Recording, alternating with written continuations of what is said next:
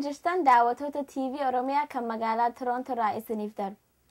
Sagantaa guyyaa kanaaf qabnu akka armaan gadiiti.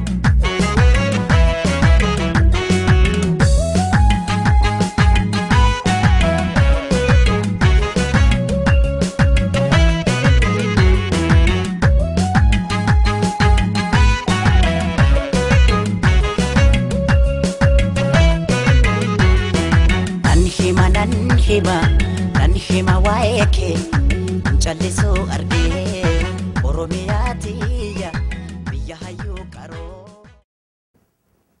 Kabajamtoota daawwattoota TV Oromiyaa magaalaa Torontoo irraa dabartu akkam jirtan. Qophii guyyaa har'aan tana hagayya bultii 13 bara 2012 qabnu tana akkuma baratamtetti oduudhaan eegalla. Dhageessisaan oduu tanaatis Ahmad Sayyooti matootii oduu. Mootummaan Itoophiyaa duula amantii Islaamaatii fi hordoftoota sirratti bante itti fufuun yeroo ammaan tana keessattis maxxansaalee irratti babal'atte. Waldeenni qormaata Oromoo takkaafuu Oromoo Studies Association kan malaalchisee Pireezidaantii Ameerikaa Baraak Obaamaatiif iyyannaa dhiheessan. Baqattoonni Oromoo Somaalilaand keessa jiran haala gaaga'ama guddaa irra gahaa jiru irraa iyyannaan akka godhamtuuf dirmachuu gaafatan. Ifa Keeniyaan milkii xiqqoo harkatti booda Itoophiyaanis barbaada gaazaatiif batachuu eegalte. Mootummaan Itoophiyaadha. Amantii Islaamaa akka fiinfeetatti micciiruudhaaf ulamaayii sirna dimookiraasiitiin filamte hidhatti gurtee warra ifiin barbaaddu bakka buusurraan kan ka'e. Hordoftoonni amantii Islaamaa kana dura dhaabbachuudhaaf hiriira nagaa bahuu eegalan ji'oonni dabruun isaaniitis ni yaadatama. Mootummaan Itoophiyaatis haala kana ittisuudhaaf ajjecha hidhaa fi ugguruudhaaf tattaaffiin isin godhin hin jirtu. Itti fufuudhaanis akkuma yaadatamutti naannoo magaalaa Asaasaatti namni hedduun du'ee yeroo ammaa keessatti namni 224 mana hidhaa akka jirus ni beekama. Haaluma kanaa wal qabachiisee torbaan dabre keessatti naannoo Finfinnee tanatti nam 67 akka hidhamee jirus oduun achirraa baate ibsite. Torbaanuma kana keessatti masgiidan adda addaa keessatti namni akka masgiida keessaa gadi hin baanee fi kan ala jirus akka ol hin seenne godhuudhaaf masgiidni baay'ee marfamee akka jirus oduun biyyarraa baate ibsite. Itti fufuudhaan uummanni amantii Islaamaa hordofu kun hiriira karaa nagayaatiin eegalan kana akka bakka gahuudhaaf gochuudhaaf guyyaa jimmata dabre kana keessatti masgiida Anwaar duratti namni 1000 lakkaawwamuu fi kan mootummaa wayyaanee sodaachise godhamuun isaatis oduun achirraa baate ibsite. Yeroo ammaa keessatti mootummaan Itoophiyaadhaa hacuuccaa uufaa jirtu kana maxxansarrattis babal'isuudhaan maxxansaaleen haala kana laalchisee waa barreessan hundinuu akka ugguraman oduun achirraa baate ibsite. Baatuma dabarte kana keessatti gulaalaan gaazexaa dhimma Islaamaa jedhuu fi Yusuf Geetaachoo kan jedhamu ifa mana hidhaa seene booda qabeenya isaa keessaa telefoona 4 kaameraa viidiyootii fi qabeenya maallaqa birrii 6,000 akka saamames himame. Kana malaalchisee komiteen mirga gaazexeessitoota takkaafuu barreessitoota walgahii magaalaa Kaayiroo keessa goote irratti haala mootummaan Itoophiyaa itti fufaa jirtu kana balaaleffachuu bira tartee mootummaa addunyaa irrattis iyyannaa dhiheessite. Kanumaan walitti qabuudhaaf Waldeenni qormaannaa Oromoo takkaafuu Oromoo Studies Association yookiin OSA jedhamuun kan beekamu. Miidhaa hacuuccaa fi ajjechaa mootummaan TPLF fi Itoophiyaadhaa uummata amantii Islaamaa hordofu irratti banaa jirtu kana akka eeggitu gochuuf Pireezidaantii Ameerikaa Baraak Obaamaatiif xalayaa iyyannaa dhiheessan. Xalayaa kanaas garagalchaadhaan mootummaa Ingilizii, mootummaa Kanaadaa, mootummaa Jarmanii, dhaabbata tokkummaa biyyoota addunyaadhaa dhaabbata tokkummaa biyyoota addunyaa jalatti dhimma baqattootaatti Amnesty International, Human Rights Watch fi akkasumatti wajjira dantaa alaa mootummaa Ameerikaa itti hubachiisanii jiran. Baqattoonni Oromoodhaa Somaalilaandii keessatti argaman.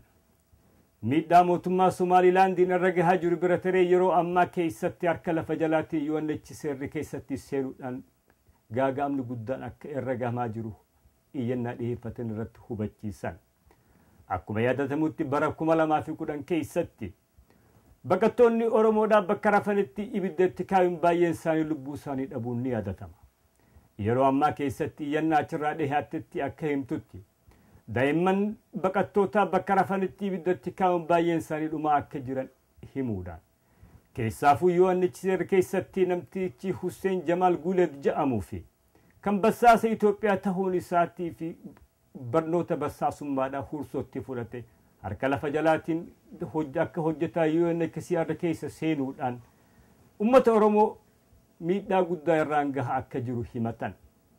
Haaluma kana laalchisee biyya san keessatti osoo baqachaa jiranii magaaluma Hargeysaa keessattuu baqarraa baqa mudachuu isaaniitiis ibsanii jiru.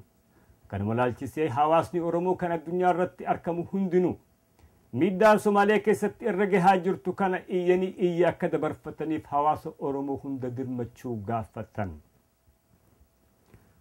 Mootummaan Itoophiyaadhaa Keeniyaan gaazaa arkachuu isiidhaa himsite boodatti batachuun eegaluudhaaf torbaan dabre kana keessatti barbaacha gaasaatiif kubbaaniyaa Torontoo ol jedhamuu fi biyya Ingiliz keessatti argamu wajjin kontiraataa mallatteessuu isiidhaa ibsite. Barbaada gaazaa kana lafa qotuun kan eegalamu naannoo Omootti yoo ta'u, baatii ammajii as deemtu keessatti lafa qotuunis akka eegalamtu mootummaan Itoophiyaa oduu dabarsitarraan ibsite. Mootummaan Keeniyaadhaa gaazaa biliyoona barmiila biliyoona tokko ol arkachuu isiitiif yoo ibsitu barumaas deemu kana keessatti baasuudhaaf qonnitii akka eegalamtus ibsite. Naannoo Omoo kanatti akka ammaan dura yaadatamu irratti daamii takkaafuu kuurii guddoo elektiriikaa dhaabna jechuudhaan nama achirraa buqqaasuudhaa fi naannoo san irratti miidhaa guddaa gahaa akka jiru yoo beekamu. Dabalatee gaazaa achirra baasuudhaaf keemikaala achirra gannaqamuus naannoo san irratti miidhaa fuuldura tani dandamata irraa hin oolle fiduu akka danda'us dubbatame. Daawwattoota keenya egaa oduun irraaf qabnu tun asirratti raawwatti qophii adda addaatiin isin dhiyaanna hin fagaatinaan isin jira.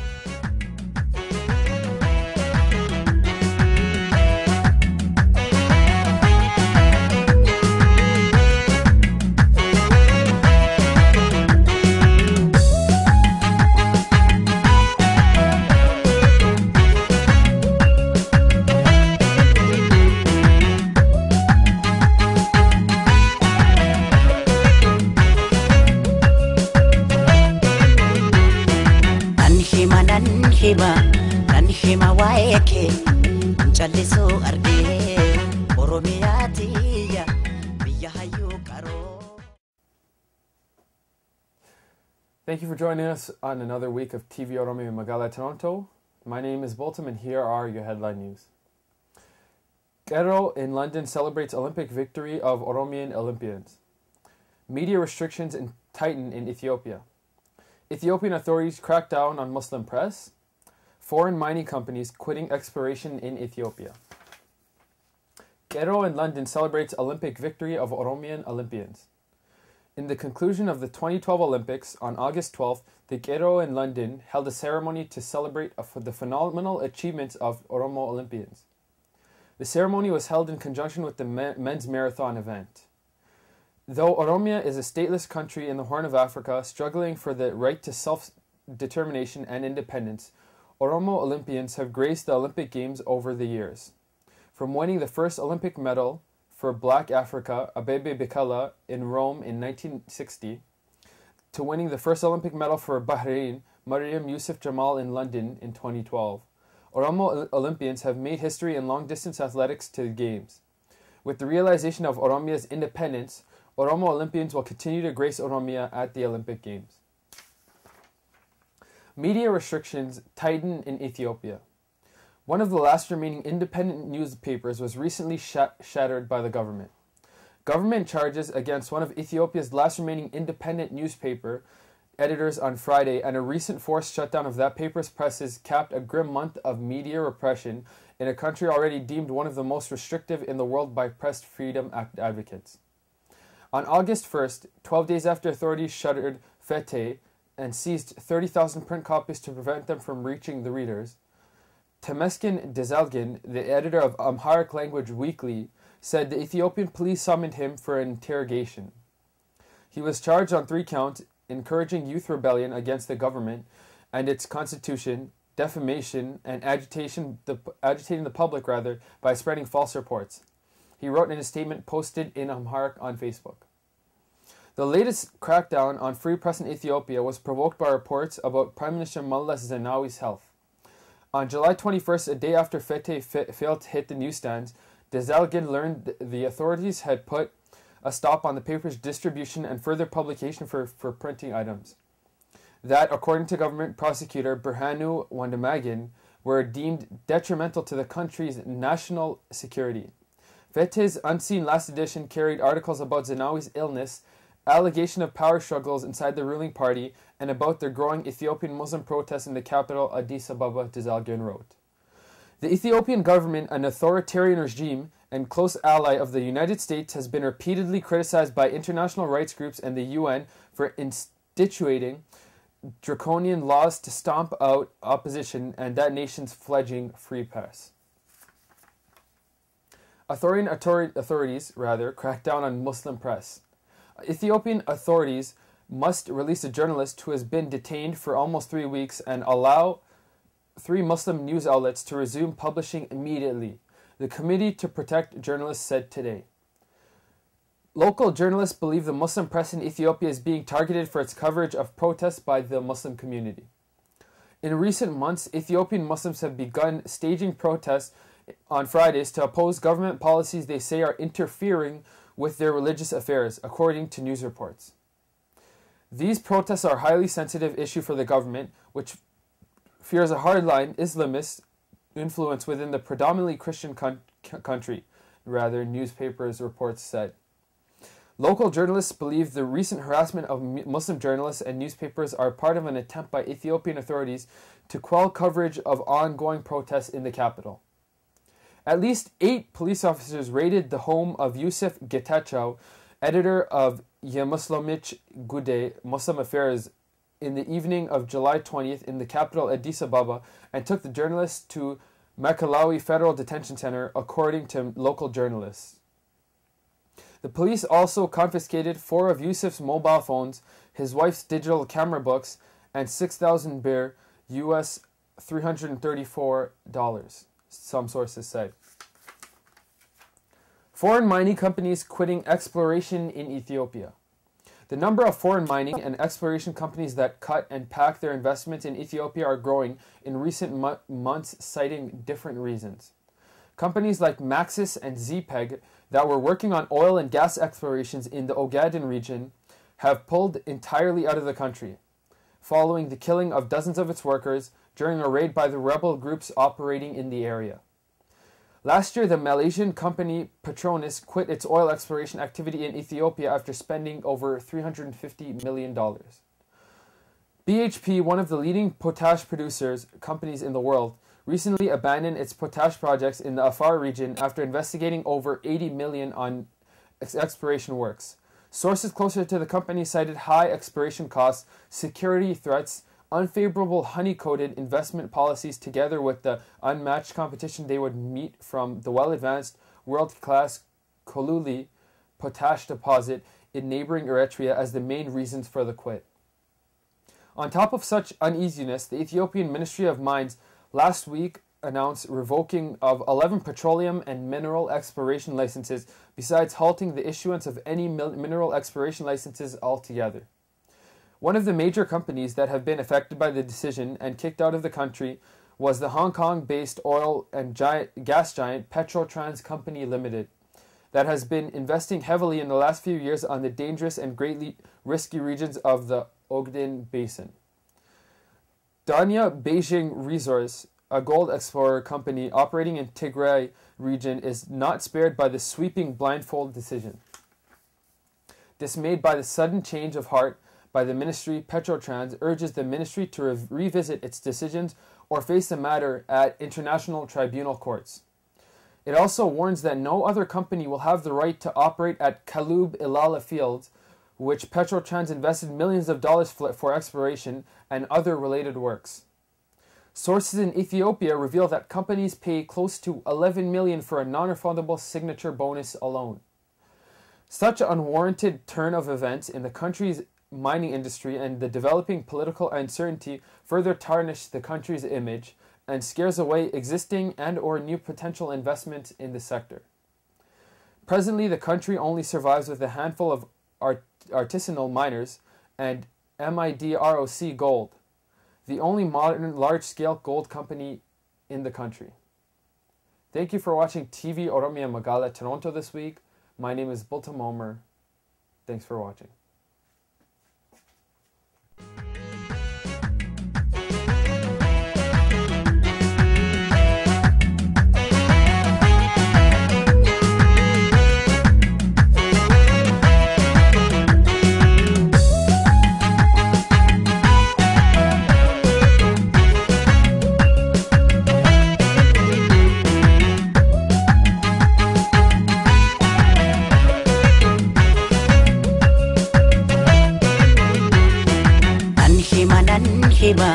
nan hima waa'ee kee callisuu argee Oromiyaa tiyya biyya hayyuu qaroo. Hi, my name is Agartu Shankife and this is Tvoromiyaa here with the latest statement from the Human Rights League of Horn of Africa. Kidnapping and disappearances, fear of torture. The Human Rights League of Horn of Africa is highly concerned about the safety and the whereabouts of 2 Oromo nationals who were kidnapped and taken away by government security agents. According to reports obtained by the HRLHA through its local correspondents, Mr. Biranu Nagari Chalchisa, a father of 6, who was kidnapped from his home in the middle of the night in the Ayana town of Gida Ayana district in the eastern Wallaga province, on July 20th, 2012. Mr. Chalchisa's family and friends have never heard from him ever since he was taken away by the armed security forces, and his whereabouts are still not known. Sources are added that this is the second time for Mr. Chalchisa to be a victim of extrajudicial actions under the same TPLF-EPRDF regime. In 2000, he was arrested in his hometown and taken to the capital of Addis Ababa, Finfinne, where he was detained at the Kaliti and Makalawi prisons. Similarly, Mr. Tesfa Gerahun Barkisa, also a father of 6, a businessman of the age of 42, and a resident of the Nadjo town in the eastern Wallaga province, was abducted from his home as well and in his workplace by security forces on August 2nd, 2012 at 5 p.m. local time. Mr. Tesfa G. Barkisa was seen at the Nakamiti hospital a few days later after his disappearance, escorted by strange people. Both Mr. Biranu and Chalchisa were said to be hard-working citizens who were also well-respected in their community. Not only the family and friends of these 2 Oromo nationals are affected by their abductance, but also HRLHA is highly concerned about their safety and well-being, as their whereabouts is not known ever since they disappeared. There is also a very high fear that both Mr. Biranu and Chalchisa and Mr. Tesfa G. Barkisa might have been subjected to tortures and other forms of ill treatments. The HRLHA calls up on the Ethiopian government to unconditionally release the 2 Oromo nationals or allow the due process of law to take place in case they are suspected of committing any crime. HRLHA also calls up on all regional and international human rights organizations, as well as the Western allies of the Ethiopian government, to put all available pressures on ruling the TPLF-EPRDF party so that it refrains from committing such extrajudicial acts of intimidations and harassments against innocent civilians. Such acts are not just endangering the lives of the targeted individuals, but is also ruining the futures of their offsprings and other dependents. A recommended action would be to please send appeals to the Ethiopian government and its concerned officials as swiftly as possible in either English, Amharic, or your own language, expressing 3 facts. Concern regarding the apprehension and fear of torture of the citizens who are being held in different detention centers, including the infamous Magaalaa Central Investigation Office, and calling their immediate unconditional release. Urging the Ethiopian authorities to ensure that these detainees would be treated in accordance with the regional and international standards on the treatment of prisoners, and to disclose the whereabouts of the detainees. And your concerns to the diplomatic representatives in Ethiopia who are accredited to your country. We urge you to do so. Thank you for watching TV Oromiyaa, and this is Agartuu Shankife.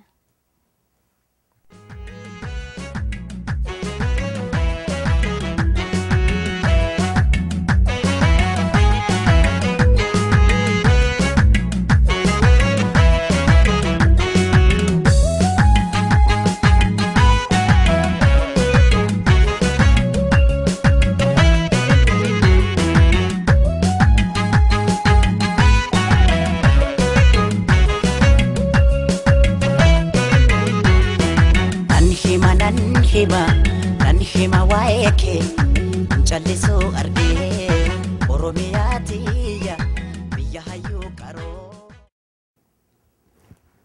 Daawwattoota keenya egaa ammas as deebi'eetiin jira. Ijoo dubbittiin isin deebisa. Ijoo dubbii har'aaf qabnu jalatti wahuma lamaan tuquu fedha. Tan dura qoqqoodamin sadiin nurraan gahaa jiru yoo ta'u, kan itti aanu iyyannaa baqattoota keenyaati.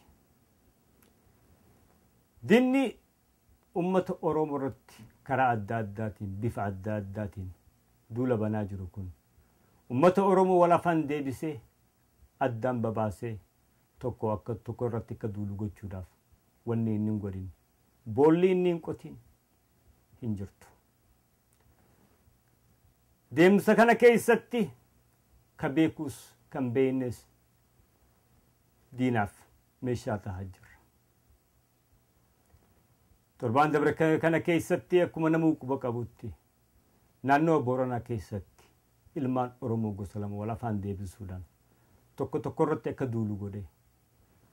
Waakillan isaanii warri akkana godhe ummata Oromoo osoo hin ta'in ummata naannoo biraatti dhufe kan afaan addaa dubbatu jechuudhaan akka ummanni Somaalee keessaa dhufe ummata Oromoo dhawee tokko fakkeessanii jira.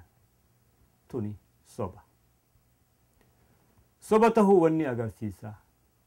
Akkaataan waraanni mootummaa TPLF yeroo san haala san itti iggite waan dirree bahee jiru. Dhugaadha ummanni naannoo takka keessa qubatu obboleeyyanis wal lola. Gandattis wal lola. Yeroo adda addaattis seenaa keenya keessattis lafarratti haa ta'u yaadarratti haa ta'u wallabbiin ni jirti. Ilmaan Oromoodhaa garuu walirra duule wal fixee wal baqachiisee yeroon seenaa keessatti galmeeffame hin jiru. Naannoo Booranaatti waan ta'e hundi keenya quba qabna. Yeroonii fi ummata magaalaa Booranaa keessa jiru dhiifama naannoo Booranaadhaa magaalaa Moyyaalee keessa jiru irratti lolli gurguddaan banamu san ummanni Oromoodhaa akka jirutti ammaan dura meeshaa irraa hiikamuun isaanii beekama. Qotee bulaa fi tiiffatteen hundinuu meeshaan irraa guuramtee jirti. Mootummaa basaasa nam 10 nam tokko qabdi jedhamu kana keessa akkamiin harki alaa tan meeshaa gurguddoo lolaa baazuqaadhaa fi matrayyasii fi boombiidhaan deeggaramte dhuftee ummata nagaan taa'u magaalaa keessatti gaaga'amni guddaan san ga'uu danda'e. Takka tana yoo taatu yeroo gaaga'amni akkasii uummatarra gahu lolli duulli sadarkaa akkasii ga'e kan meeshaa gurguddoo akkasiitiin deeggarame uummata nagaan taa'u irratti banamu. Waraanni mootummaa TPLFidha magaalaa san cina kiiloomeetirii 2 irraa fagaatee akka jiru beekama. Kiiloomeetirii 2 jechaan amna sa'a meeqaati? Daqiiqaa 10 waliin fuudhu. Maaliif teessee eegaa turte? kuni gaaffiif danda'ee fi ragaaf dandeesse. Mootummaan tun ummata Oromoo wal afaan deebiftee diina walitti gootee wal ajjeesiftee akka umriin sii dheeratu gochuudhaaf wanni hin goone hin jirtu. Tunis ragaa takka ilmaan Oromoodha Booranaas tahee Giri haala kana hubachuu qaban. Meeshaa diinaa tahanii wal miidhuun diina firratti dheereessuu taati malee furmaata dhaabbataa takkaafuu kan yeroo dheeraa hin fiddu.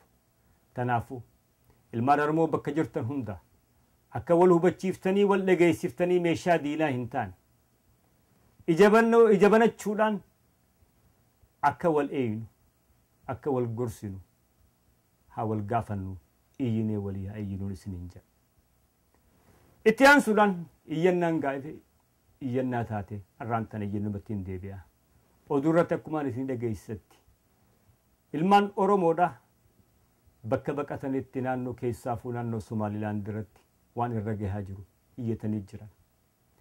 Iyyannaan tun tan yeroo duraatii miti. Yeroo adda addaatti himachaa turan. Bara 2010 irraa eegalanii miidhaan guddoon irra gahaa jirti. Yeroo adda addaatti bakka qubatanitti hidhamuudhaaf humnaan dalasiifatanii waan dalaganii dhorkachuun kuulii godhatanii osoo hin kafalaniif arihuun waan qaama isaanii ta'e. Yeroo ammaa keessatti ammoo san bira dabartee bakka rafanitti gubu ilmaan isaanii jala benziileetti naqanii ibiddatti kaa'uun eegalamte. Qubsuma qubatan keessaa deemaa bahaa jedhanii magaalaa naqanii magaalaa keessatti facaasanii takka takkaan ajjeesuun eegalamte. Bakka jiran osoo baqatanii biyya san keessa jiranii biyyuma baqatan san keessatti naannoo fi naannoo irratti baqni biraa isaan mudatee jira. Arraan tana sadarkaa jireenya ilmi namaa baqarratti jiraachuu hin dandeenye bira gahaa jira. Oromoon arraan tana rakkachaa jirti. Yaman keessatti haala akkasii irra jira. Tuniziyaa fi Liibiyaa keessattis haala akkasii keessa irra gahaa jira. Qarqara Yamanii fi Suudii keessatti ilmaan Oromoodhaa arraan tana ijoolleen dargaggoo fi dubaran qabamanii akka gabraatti gurguramaa jiran. Yeroo amata dhibba ifa gabrummaan dhaabbatte booda arraan tanallee ilmaan Oromoodhaa gurguramaa jiran. Ajjeefamaa jiran. Biyya isaanii irra jiraachuu dadhabaniiti. Arraan tana kan jireenya barbaada qabeenya barbaada Somaalee dhaqu hin jiru. Biyya isaa irratti jiraachuu dadhabeeti. Yoo baqataate irra guddaan keenya ni yaadanna. Warri yeroo dheeraa dura biyya kana qubanne irra guddaan keenya baqaan baane. Jiruun baqaa maal akka taatanii beekna. Arraa immoo iyyannaa isaan dhiyeeffatan kana dhagahaa hin jiru. Hawaasni Oromoodhaa bakka jiru hunda gurra qabatee callisee jira. Hawaasummaan teenya maali? Akka hundeedhaatti kan irratti ijaaramne akka hawaasaatti kan irratti gad dhaabbanne hundee teenya akkan irraanfanne rakkataa keenya akkan irraanfanne wal yaadachiisuudhaa fi sagalee walii taanee walii iyyuu ture. Akeekni hawaasa Oromoo bakka hedduuttis akkasitti ijaarame. Duuba maa callifne? Arra deebinee hawaasummaan bashannanaa fi paartii qofa irratti dhaabbatte. Yeroo adda addaatti bara dabararraa eegalee iyyaa turre. Garuu hawaasarraa jarmoolirraa wani dhageenye hin jiru. Tanaafuu iyyannaa maayyii isiniin gahaa jiran dhumaa jirraa daa'imman keenya nu jalatti ibiddaan gubachaa jira. Tanaaf jecha waan guddoo isiniin gaafannu sagaleen teenya dhagahamtee iyyachuu hin dandeenyu. Isi warri biyya nagaa keessa jirtan bakka dhageettii qabdan keessa kan jirtan yoo iyyitan warra isin iyya dabarsu keessa warri harkaanfii takka bira jirtan maxxansaalee miidiyaalee bira naga warri jirtan iyyaadhaa iyya nu dabarsaa nu dirmadhaa jedhan. Tanaaf jecha hawaasan Oromoodhaa arraan tana gaaffiin Oromummaadhaa iyyannaa fi dirmachuun oromummaadha isinit dhihaattee jirti. Dirmachuu tana bakkaan gahaa isinin jenna. Wanna dhaggeeffataniif galatoomaadha isinin jaa. Daawwattoota keenya torbaan dhuftu qophii tana fakkaattu irratti hanga wal dachaa nutti nagaan jiraadhaa jechaadha kan isin dhaabbatu Ahmed Sayyooti. Akkasumatti qindeessitootaa fi qopheessitoonni qophii kanaa takkaafuu reedii TV kanaa obbo Adam Umar takka tumsaadhaa fi obbo Garbii Nureetis nagaatti isinin jaanii galatoomaa nagaattiin isinin jaa.